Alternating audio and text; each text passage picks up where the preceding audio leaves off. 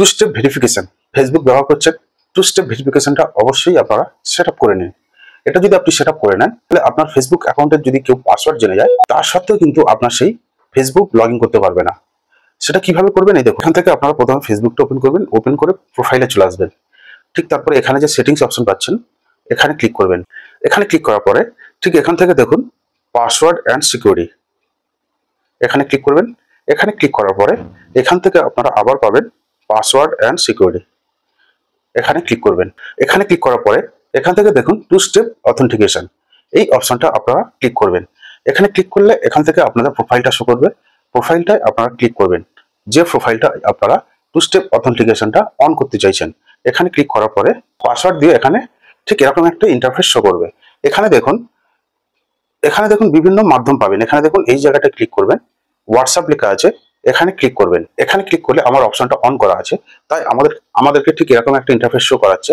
কিন্তু আপনাদের ক্ষেত্রে ওখানে ফোন নাম্বার চাইবে, আপনারা ওখানে ফোন নাম্বারটা দিয়ে দেবেন। ওই ফোন নাম্বারে আপনারা দুটো অপশন সেট করতে পারবেন, এসএমএস এর মাধ্যমে বা হোয়াটসঅ্যাপের মাধ্যমে।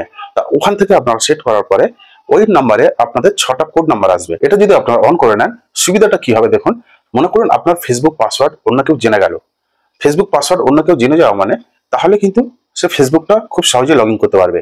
আর আপনার যদি এই অপশনটা অন করা থাকে তাহলে অন্য কোনো ব্যক্তি যদি আপনার ফেসবুক পাসওয়ার্ড জেনে থাকে সে নিশ্চয়ই ওই আপনার ফেসবুক পাসওয়ার্ডটা দিয়ে আপনার আইডিটা লগ ইন করার চেষ্টা করবে।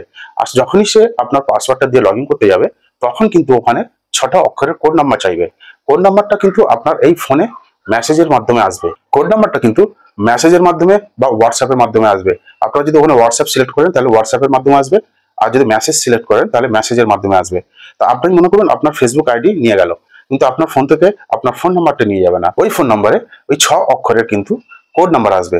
আর ওই কোড নাম্বারটা ওই ব্যক্তি যতক্ষণ না দেবে ততক্ষণ কিন্তু সে কখনোই ফেসবুক লগ ইন করতে পারবে না।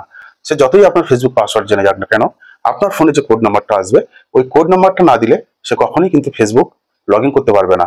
আশা করছি বোঝাতে পেরেছি, সঙ্গে থাকবেন, ধন্যবাদ।